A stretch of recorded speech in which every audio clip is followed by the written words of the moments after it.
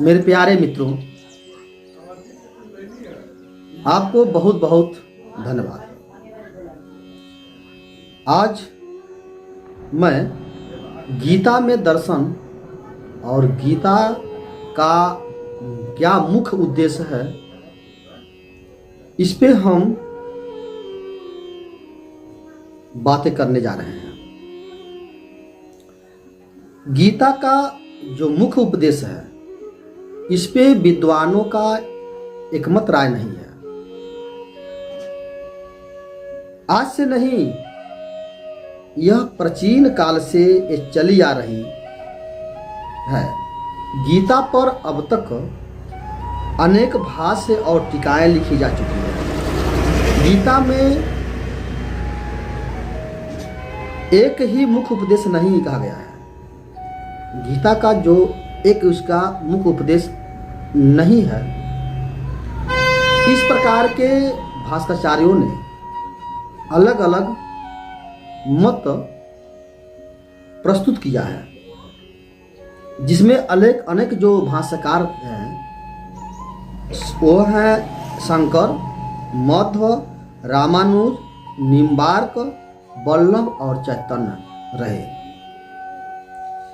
इन धर्माचार्यों ने इन धर्माचार्यों और दर्शनाचार्यों ने ज्ञान, कर्म और भक्ति अनेक दृष्टियों में गीता का विवेचन किया है। किसी ने इनको ज्ञान प्रधान, किसी ने कर्म प्रधान और किसी ने भक्ति प्रधान पुस्तक कहा है। भगवत गीता नाम से ही विदित होता है कि यह भगवान की गाई हुई उपनिषद है। इनमें भगवान श्री कृष्ण ने अर्जुन को उपदेश दे रहे हैं और बता रहे हैं कि भागवत धर्म और गीता धर्म दोनों जो है भगवान द्वारा प्रतिपादित होने के कारण एक ही वस्तु है। इसलिए भागवत धर्म और गीता धर्म जितना महनीय और प्राचीन है, ये बहुत ही कहीं न कहीं बहुत प्राचीन है। गीता के चौथे अध्याय से यह स्पष्ट हो जाता है कि यह उपदेश भगवान ने सर्वप्रथम विवस्वान को दिया था। विवस्वान ने मन को और मर्म मनु ने इक्ष्वाकु को समझाया था। महाभारत के शांति पर्व में विदित होने के कारण ही यह गीता धर्म विवस्वान, मनु, इक्ष्वाकु आदि की परंपरा से प्रवर्तित होकर त्रेता में ब्रह्मदेव द्वारा लोक विस्तृत हुआ।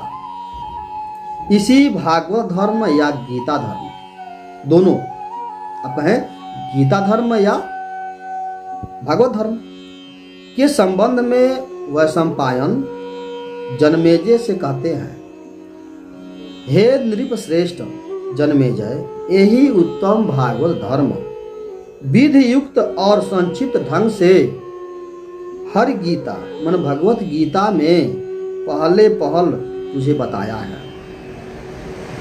महाभारत के अध्ययन से हमें स्पष्ट यह विदित होता है कि कृष्ण ने गीता में अर्जुन को जो ऊंचा उपदेश दिया था, वह विवस्वान, मनु, इक्ष्वाकु आदि परंपरा से चला आता प्रवृत्ति प्रधान भागवत धर्म ही था। उनमें जो निवृत्ति प्रधान यति धर्म का कहीं कहीं समावेश हो गया है। उनका गौण पक्ष था, यह जो था उनका गौण पक्ष था। भागवत से हमें पृथु, प्रहलाद, प्रियव्रत आदि भक्तों की कथाओं को पढ़कर मालूम होता है गीता का जो प्रवृत्ति विषयक नारायणीय धर्म और भागवत का भागवत धर्म दोनों एक ही थे। ब्रह्मबोध महाभारत के अश्वमेध पर्व में गीता का मूल उपदेश या मूल मंत्र बताया गया है। युद्ध समाप्त हो जाने के बाद अर्जुन ने कृष्ण से कहा था कि हे प्रभु, मैं तो आपके द्वारा किया गया गीता का उपदेश युद्ध में व्यग्र होने के कारण भूल गया हूँ, कृपया उसे मुझे फिर से बताएं। अर्जुन के उत्तर में श्री कृष्ण ने कहा, हे अर्जुन, तूने यह बड़ी भूल की है। तू गीता को भूल गया। यह गीता का उपदेश तो मैंने बड़े ही योग युक्त मन से तुझे दिया था। वह उपदेश ब्रह्म के स्वरूप बोध के लिए पर्याप्त था। अब तो गीता का वह सारा उपदेश मेरी स्मृति में नहीं रही, इसलिए मैं पुनः गीता का उपदेश नहीं कर सकता। इस प्रसंग से ऐसा ज्ञात होता है कि अर्जुन को श्री कृष्ण ने गीता का उपदेश ब्रह्म बोध के लिए दिया था। यही है, सारी गीता का यही निष्कर्ष है, ब्रह्म बोध। महाभारत में कहा गया कि महाभारत रूपी अमृत का मंथन करके उस सारभूत गीतामय को भगवान कृष्ण ने अर्जुन के मुख में होम किया या उपदेश दिया। भारतामृत सर्वज्ञ गीताया मति तस्य च सारमुद्धृत्य कृशेन अर्जुनस्य मुखे हुतम। गीता का वस्तुतः यही सार है। यही ब्रह्म बोध कैसे है, इसके उपाय भी गीता में बताया गया है। उनके दो प्रमुख उपाय हैं, पहला है ज्ञान निष्ठा और दूसरा है योग निष्ठा। योग निष्ठा और ज्ञान निष्ठा।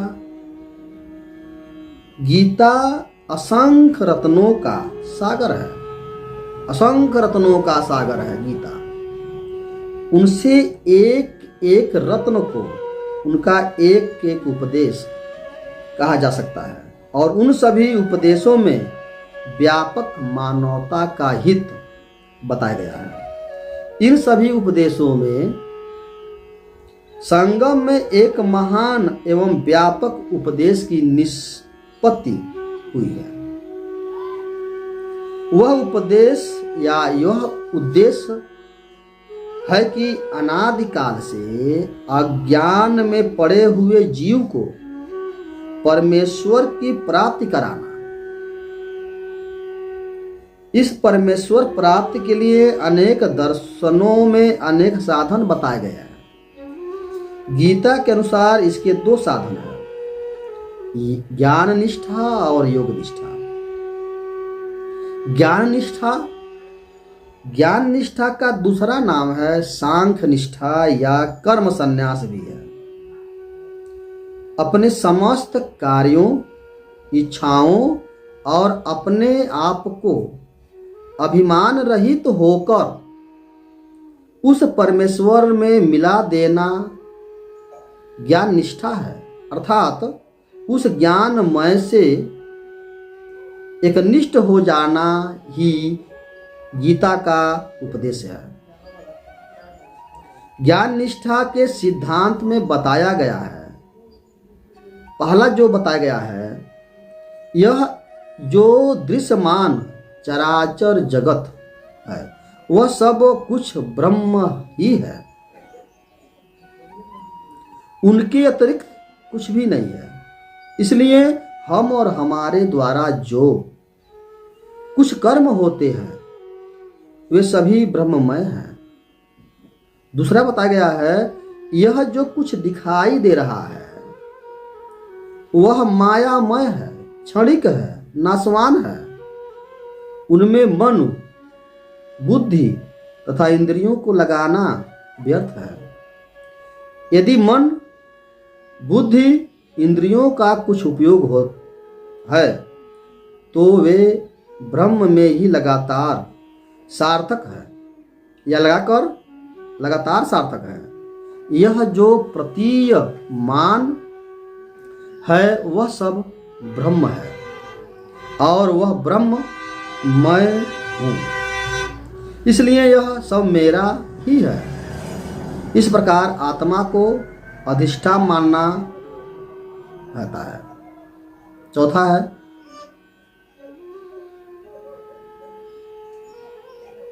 जो दृश्यमान है, जो मायामय है, जो नाशवान है, इसका अत्यंत अभाव ही आत्मा है। जो भावमय है और जो मुझ में निवास है, यही ज्ञान निष्ठा है। योग निष्ठा के अपार नाम है समंत पयोग, बुद्धि योग का सात्विक त्याग। बुद्धि योग या सात्विक त्याग, यह जो दृश्यमान है उनके प्रति अनासक्ति, अनिच्छा, कर्मों के प्रति स्वाभाविक प्रवृत्ति और मन, वचन, कर्म से उसी प्रभु के अधीन हो जाना ही योग निष्ठा है। योग निष्ठा ही कर्म योग है। इनके 3 भेद हैं, केवल कर्मयोग, भक्ति मिश्रित कर्मयोग और भक्ति प्रधान कर्मयोग। गीता में भगवान ने कहीं तो केवल फल त्याग करने के लिए कहा है, कहीं केवल आसक्ति त्याग के लिए कहा, किंतु फल और आसक्ति दोनों का एक साथ त्याग होना ही केवल कर्मयोग है। अपने अपने वर्णाश्रम कर्म के अनुसार परमेश्वर की पूजा अर्चना करके उन्हें प्रसन्न करना ही भक्ति मिश्रित कर्मयोग है। अनासक्ति, अनिच्छा और त्याग से संपन्न होकर सब कुछ उस विश्वात्मा का है, ऐसा समझना और भजन, ध्यान, उपासना, कर्म आदि सब कुछ को परमेश्वर के अर्पण कर देना भक्ति प्रधान कर्मयोग है। इस प्रकार ज्ञान निष्ठा और योग निष्ठा के द्वारा मनुष्य सहज ही में परमेश्वर को प्राप्त कर लेता है। गीता में श्री कृष्ण ने अर्जुन को यही उपदेश दिया था।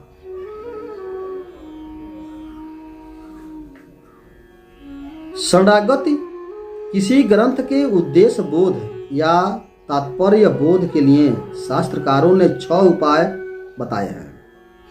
ग्रंथ का तत्व बोध शरणागति पहला इसका उद्देश्य है, उपाय है उपकर्म, उपसंहार, अभ्यास, अपूर्वता, अपूर्णवता, फल, अर्थवाद और उपपत्ति। उपक्रम, ग्रंथ में उपक्रम, यह ज्ञात उपक्रम से, ग्रंथों के उपक्रम क्रम से यह ज्ञात होता है कि जो उसका उद्देश्य कार्यकारी कर्तव्य का उपदेश होना था। अर्जुन ने कृष्ण से कहा है कि मैं अपने मन से अपने कर्तव्य का निर्णय नहीं कर सकता, अपने मन से अपने कर्तव्य का निर्णय नहीं कर सकता, अतः आपकी शरण में आया हूं, कृपया मुझे मेरे कल्याणकारी कर्तव्य का उपदेश दें। यह अर्जुन कृष्ण से कहते हैं। उपसंहार, श्री कृष्ण का यह उपदेश था, सब धर्मों को छोड़कर मेरी शरण में आ जा। यह ग्रंथ का उपसंहार है। इस उपसंहार में शरणागति का उपदेश है। अभ्यास, इस शरणागति के लिए कृष्ण ने बार बार गीता में अर्जुन को सुझाया है। अपूर्वता कहते हैं कि नवीनता को कहते हैं। वर्तमान समाज के लिए जिस कर्तव्य की अपेक्षा और जो शास्त्र सम्मत और जो लोकहितकर हो वह अपूर्व कहलाता है। गीता से पहले लोकहित के लिए शास्त्रकारों ने केवल ज्ञान, केवल कर्म और केवल भक्ति का निर्देश दिया था, किंतु गीता में तीनों का समन्वय करके ज्ञान कर्म युक्त कर्म कृष्ण भक्ति का उपदेश दिया गया है। फल गीता के उपदेश का फल है भगवान की आज्ञा का पालन करना। श्री कृष्ण ने आज्ञा दी और अर्जुन ने भगवत इच्छा अनुसार कर्म किया। अर्थवाद गीता में जनकादियों का उदाहरण देकर भगवान की शरणागति के लिए उपदेश दिया गया है। उसमें भक्ति प्रधान लोक संग्राहक कर्मयोग का उपदेश देकर शरणागति को ही फल रूप में सुदृढ़ किया गया है। उपपत्ति गीता के 12वें अध्याय में अर्जुन ने प्रश्न किया था कि हे भगवान, जो लोग रूप सेवा या नाम सेवा में दत्तचित्त है और जो लोग अगम्य अक्षर ब्रह्म का चिंतन करते रहते हैं, उन दोनों में कौन से साधक उचित मार्ग पर है? श्री कृष्ण ने कहा था कि हे अर्जुन, जो लोग अपने मन को मुझ में लगाकर पूर्ण श्रद्धा मेरी सेवा करते हैं, मुझे तो वे ही साधक उपयुक्त मार्ग पर दिखाई देते हैं। यही ग्रंथ की उपपत्ति है। इसलिए गीता का मुख्य उपदेश ज्ञान कर्म युक्त भगवत शरणागति सिद्ध होता है।